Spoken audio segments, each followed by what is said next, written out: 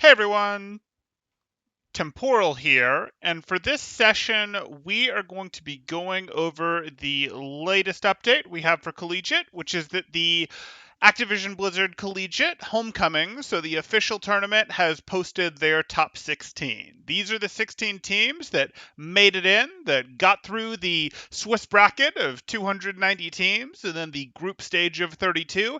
These are the six that are left, two from each group. And we're going to look at these, and we're going to sort of give our thoughts on the first thing, which you may have seen in the thumbnail, is there's quite a bit of rematching. Unfortunately, that seems to be a reality of the result of the way that this was done of, hey, let's break up our groups, and let's break up our groups based on our seeding from Swiss.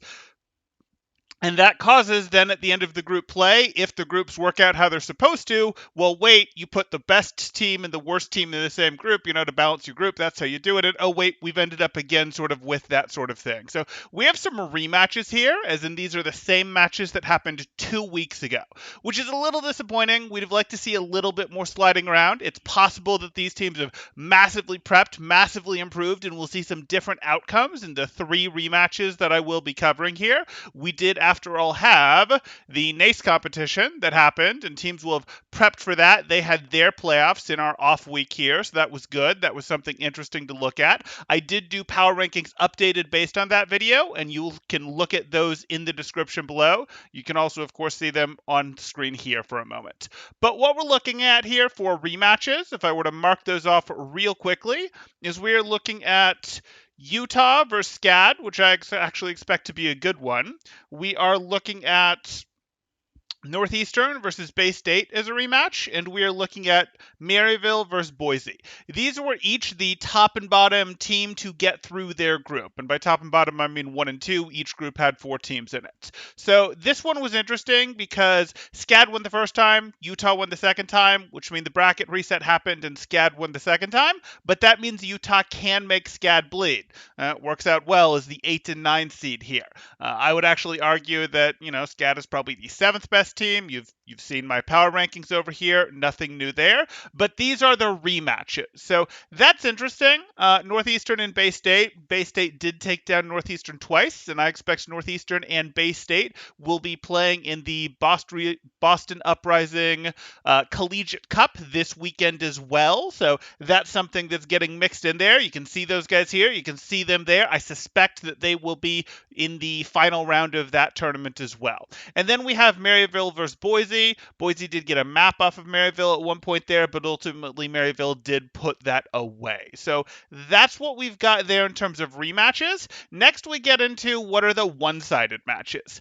I expect this one to be pretty one-sided. This is Redbirds versus UF Orange. UF Orange can be a little bit interesting, but Redbirds is simply going to outmuscle what's interesting about them, what you'll have seen in scrims, what you might see if you watch them play. They're just going to get outmuscled. They're really not going to be able to execute at that level. Likewise, we have Pennsylvania State University versus University of Texas Dallas Esports. And UTD, they had a bit of a fall from grace. They obviously were sitting in the number 2 spot in our power rankings for a bit here with their surprise win over Northwood that they had during late Swiss play in this very tournament. But as we saw back in our matchup in NACE, we did see that they had a rougher run of things there, and they took losses to both Bay and Harrisburg there. So that's not going to work out amazing. Maybe they just took the loss to Bay. Do I still have that pulled up? Let's actually take a look at that one more time. I don't want to misspeak there. We can see that they went down to Northwood, and then they did go back down to Harrisburg as well. And Converse made them bleed. Made it close. Northeastern took a map off them. I don't really care when teams take maps off them, make it close. I actually care who won because teams are allowed to have a little bit of, flux to their play. That just happens. But Harrisburg and Bay State did not take them down, but Northwood took them down. So Northwood got the revenge, and Harrisburg got the revenge, and of course Bay State beat Harrisburg there. So I'm glad we rechecked that because I was mistaken.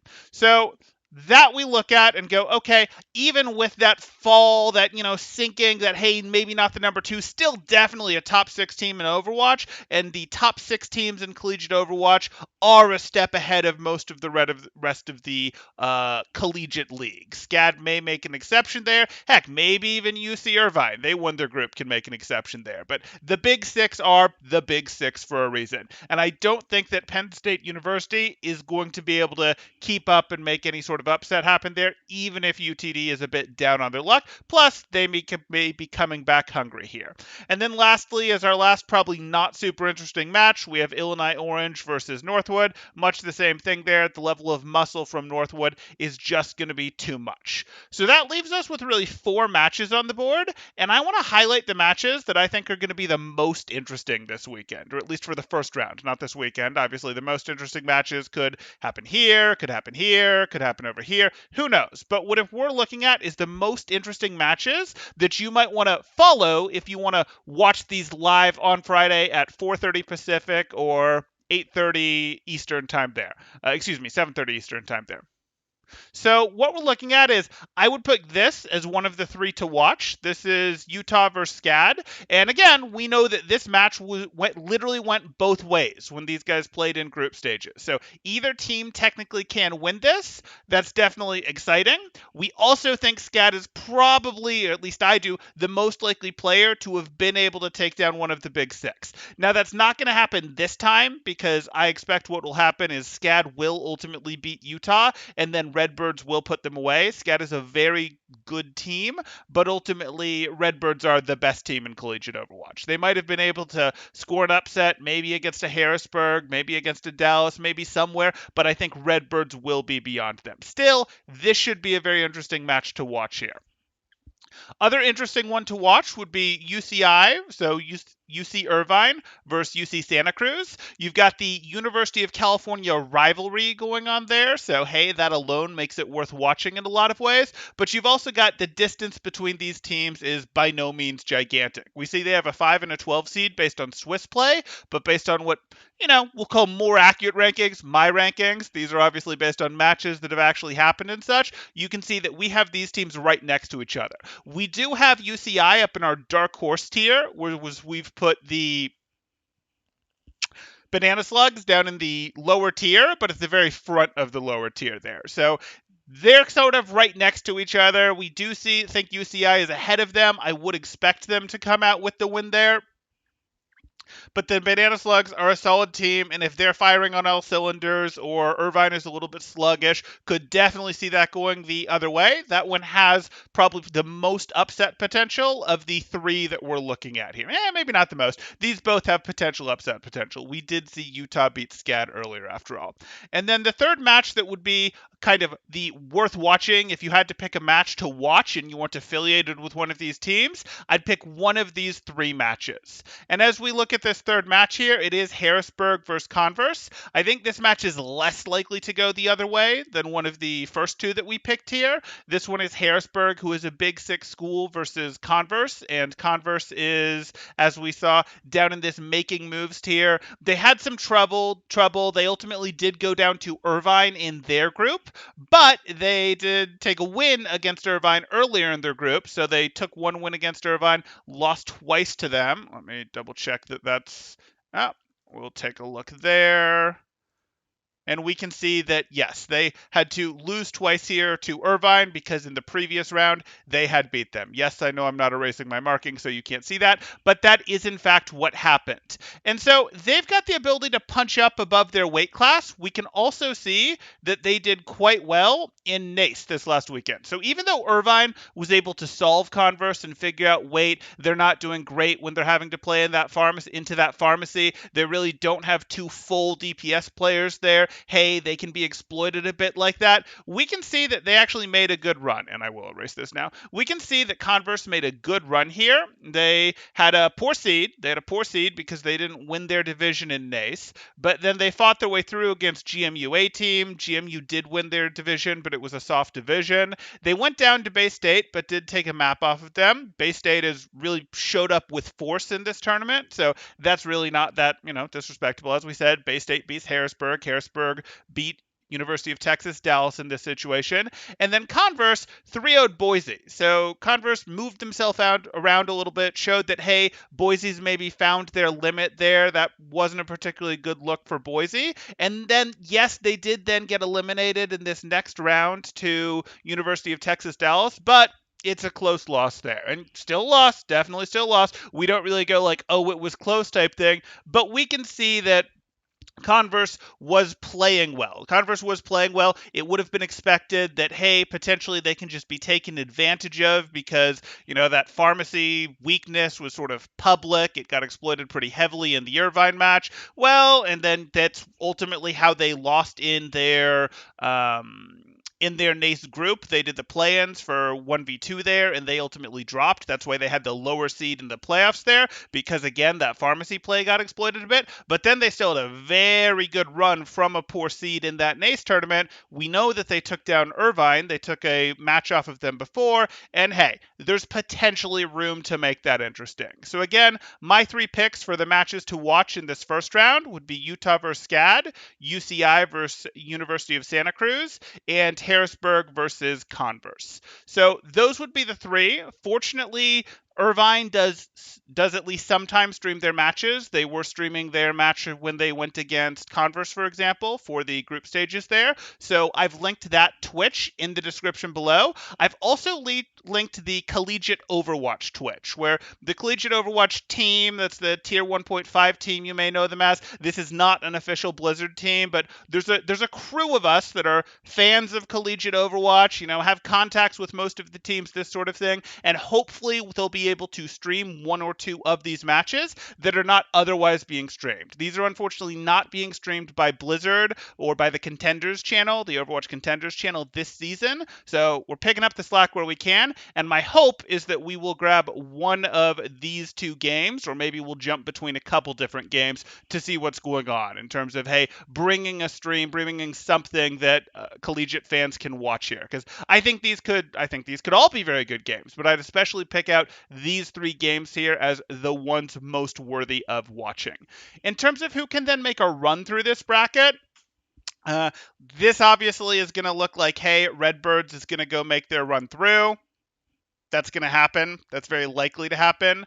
Northwood, as we see here, well, let's get past Northwood because they would be the next most likely to win. They have that 2 spot on the power rankings for a reason. This would sort of be the assumption that they're going to run it through like this. But earlier in this season, they did drop to University of Texas, Dallas, and Bay State did look good in NACE even if they dropped to Northwood. So there's definitely potential there. And I would say there's more potential to knock them down. There definitely is more potential to knock them down than there is to knock down Redbirds. Northeastern versus Bay State College, always fun. I agree. Hey Neb, hey EMF. Glad you guys are doing well. So this would be, kind of the expected playoffs right here. What happens if we had to guess beyond that? Hey, how are things going to go? I do expect SCAD to win this one through before going down. I would expect if we go down over here that we're going to have Maryville win their way through this one before going down as we continue to work our way through. If we play this by the numbers, UC Irvine probably does win this, but again, I could definitely see this one going either way. Likewise, we're likely to see from here, UTD will win their way through this one, and I do ultimately expect UTD, unless they just really don't show up, and I suspect they'll have had a fire lit under them by their NACE performance, they likely find their way up through here. Similarly, we go down here. This should be a good one, but of the 3 that I picked, this is the least close, and that Harrisburg probably finds their way through this. Converse could definitely show up with some very strong brawl, some reasonable bunker play, and go, hey, we can do this, and make Harrisburg bleed. Maybe they get that. Maybe, Harrisburg doesn't have the right tools to bully Converse on the maps where other teams have tried to do so, but ultimately, I would expect that this is kind of the least close of the 3 that I think are best to watch, and Harrisburg makes their way through here. And then, like Neb said there, Northeastern versus Bay State, always a good one. Yeah. So if I'm like, hey, looking at the power rankings, I have to pick Bay State to win this one. I don't have to do that. And there's also the Boston Uprising Collegiate Cup that'll be played for, probably between those two teams in the finals. Maybe one of these goes one way, one goes the other. We'll have to see. But then that happens. Bay State likely goes through here, and this would be what my completed bracket would look like. So again, this is my prediction on the completed bracket. These would be my matches to watch right here. And these would be probably the snooze fests that you can go. Not like snooze fest, not like, hey, it's boring. These are all top 16 schools. They are all good at Overwatch. They're all playing at a level where, hey, they can hang with, the top of non-contenders Overwatch. They can go, hey, they'll play at that 4300 4500, that sort of level, which is what you're looking for. But these are the ones where, hey, they're probably going to be a little too one-sided. And then, like I said, we do have some rematches going on in the form of, this is a rematch, but I think this is a rematch definitely worth watching. This is a rematch, and this is a rematch. So that's really what I wanted to cover here. If people have questions, thoughts, comments, want to tell me I'm desperately wrong, you can do so in the comments below. You can also do so in chat, because I do these bits of coverage as live streams so that I can interact with the players. The players are aware, as you know, Neb here is on Bay State. We've, of course, had EMF over here from Santa Cruz. We've got some of these players in here. And what do we have here? EMF saying, Slug's coming out with some crazy strats this weekend. I look forward to it, guys. So again, if you can find a way to watch Santa Cruz versus Irvine, the battle of the University of California schools there. They've both taken out some University of California schools on the way here, so that makes it even more interesting. Which one can come out on top? That should be a good one. And I do expect that Irvine will stream that, though I don't know that for sure. And then we've got Nuntype over here from Texas Dallas. Excellent, excellent. Nuntype says he'll be watching Harrisburg University versus Bay State stream 100%. I mean, I think you'll be playing when this match happens, but... And then we've got Gator, University of Utah, club team player. Nice, nice. We've got lots of representation here. For those that aren't aware, some Overwatch programs at schools have varsity and club teams. Others just have club teams. And University of Utah does have varsity and club teams, and it is the varsity team that is in here. But yeah, I'm looking forward to it. This is going to be a fun weekend of collegiate Overwatch here. We get to see everyone battle it out. Sadly, the tournament is single elimination. Hopefully in future seasons, we can get this to a point where it makes sense to do these playoffs as double elimination and get a little more fine with our comb of exactly who goes where, who finishes out at what spot. But for now, we've got some good schools. We've got some good Overwatch ahead of us. This is going to be a good time. Nice, nice. Okay, I think that's going to do it, so we'll go ahead and call it there. Thanks, guys. Temporal out.